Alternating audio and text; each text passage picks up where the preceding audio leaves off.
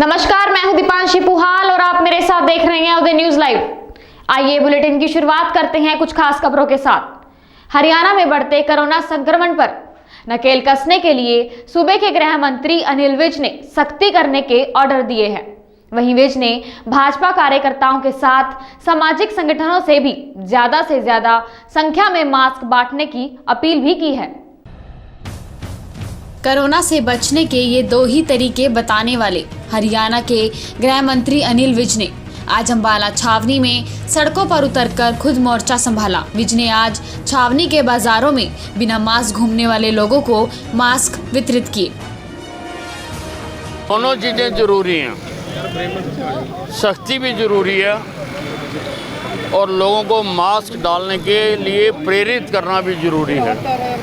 इसलिए हमने अपनी सब इकाइयों को कहा है कि वो जगह जगह बाज़ारों में, स्कूलों में, इंडस्ट्री में, रेलवे स्टेशन पर, बस स्टैंड पर जाकर लोगों को मास्क बांटें। उसी प्रकार से हमने सब अथॉरिटीज़ को कहा है कि बाज़ारों में, स्कूलों में, बस स्टैंड पर, रेलवे स्टेशन पर जाकर लोगों के चालान करें। दोनों काम जरूरी हैं और हम दोनों काम कर रहे हैं। सब आज अभी कांग्रेस के कुछ नेताओं ने पानीपत में पूर्व पार्षद की सुसाइड का मामला था, उसमें एसपी के खिलाफ एफआईआर दर्ज कर ली गई है। क्या कुछ कार्रवाई की जाएगी? क्या जो भी एफआईआर दर्ज कराई गई है उसके मुताबिक कार्रवाई की जाएगी। और एफआईआर में चाहे कोई हो, कोई अथॉरिटी हो, निर्भीक होकर कार्रवाई की जाएगी।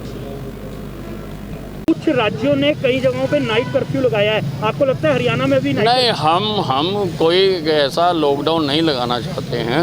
हम लोगों को सख्ती करना चाहते हैं और प्रेरित करना चाहते हैं कि हम कोरोना के साथ जीने को सीख लें, ताकि कोरोना के खिलाफ लड़ाई भी चलती रहे और ज़िंदगी भी चलती रहे।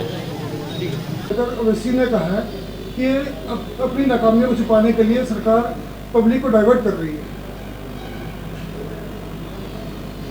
अब ओवैसी कोई ऐसा आदमी तो है नहीं, और ना कभी वो कोई ऐसी बात करता है जिसका कोई रिएक्शन दिया जाए। वो तो बेतुकी बातें करता है। अब इतने लोगों को ज़बरदस्ती प्यार का झांसा दे के उनका धर्म परिवर्तन किया जाता है, तो उसके लिए कानून बनना चाहिए। उससे ओवैसी को क्या तकलीफ है? 25 नवंबर तक अमृतसर, बटाला, गुरदासपुर, पठानकोट रेलवे ट्रैक पर नहीं चल पाएंगी ट्रेनें।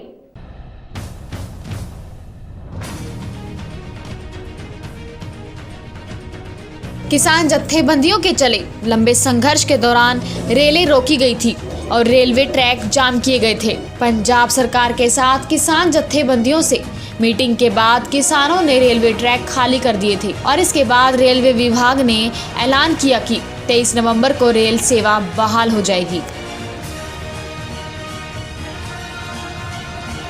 सानू हिदायतां ये ने कि माल गड्डियां जिहड़ियां ने वो चालू की जा रही ने।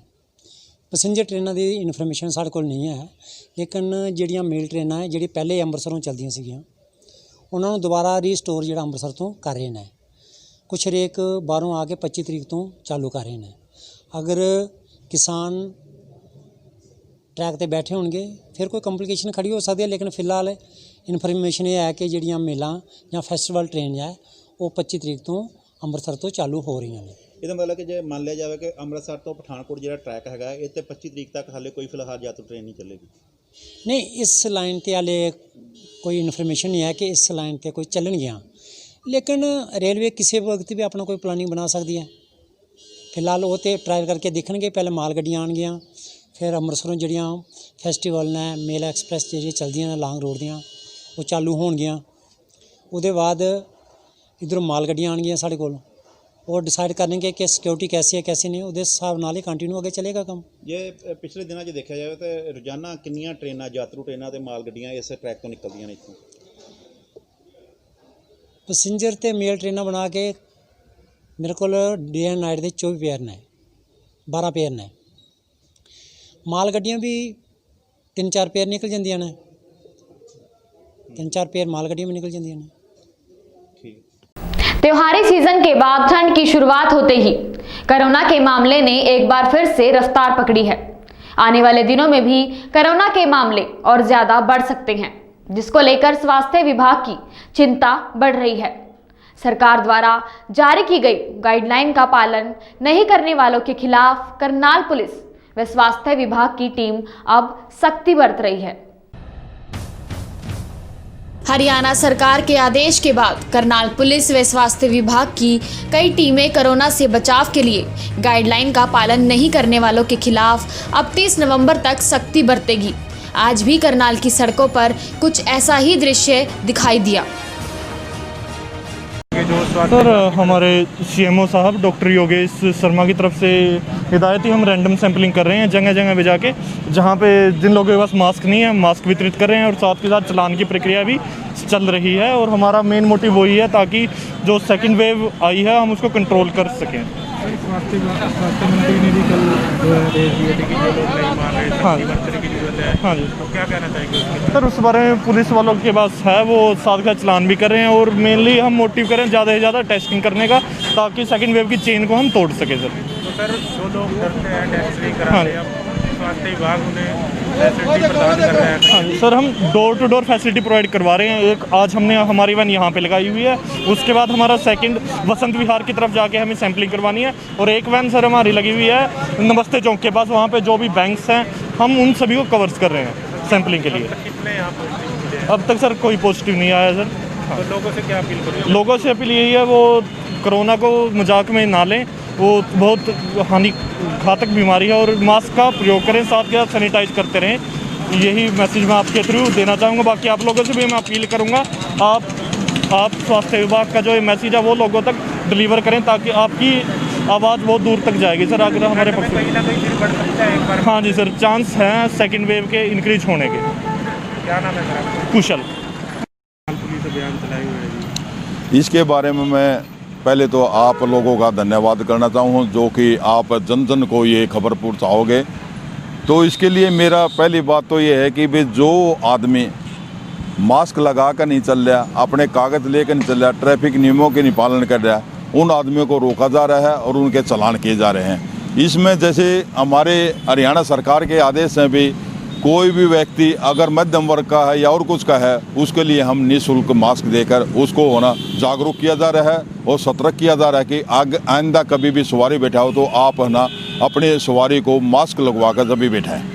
गृह मंत्री और मुख्यमंत्री ने भी सर आह्वान किया लोगों से कहीं ना कहीं। हाँ, हम गृह मंत्री और माननीय मुख्यमंत्री के आदेश अनुसार ही ये कार्रवाई हो रही है जो कि हमारा अभियान 30 नवंबर तक चलेगा। हम ऐसे ही चौकों पर अलग अलग चौकों पर जाकर ऐसे ही इस अभियान को कामयाब बनाएंगे। लोगों से क्या अपील करेंगे? हैं? लोगों से क्या अपील करेंगे? लोगों से मैं ये अपील करूंगा आम जनता से आपके माध्यम से, भाई आप घर से निकलो तो मास्क लगा कर चलें, क्योंकि हमारा एक दिल्ली जो साथ लगता हुआ है स्टेट है उसमें बहुत ज़्यादा केस बढ़ गए हैं बीमारी के। इस कोरोना बीमारी से बचने के लिए जैसे हमारे रात को मुख्यमंत्री जी ने भी कहा था भाई मास्क ही एक बचाव है, मास्क अगर हम लगाएंगे तो हम है ना इस कोरोना से बच सकते हैं। इसलिए मेरा लोगों से अपील है कि आप मास्क लगाएं, अपने डॉक्यूमेंट्स लेकर घर से निकलें। जो नहीं माने उनको 500 रुपये का चालान है। ये 30 नवंबर है, 30 नवंबर तक आदेश जारी हो रहे हैं। आगे जो आदेश होंगे उनकी पालना की जाएगी। इसी के साथ अब मुझे दीजिए इजाजत, फिर मिलेंगे कुछ खास खबरों के साथ। नमस्कार।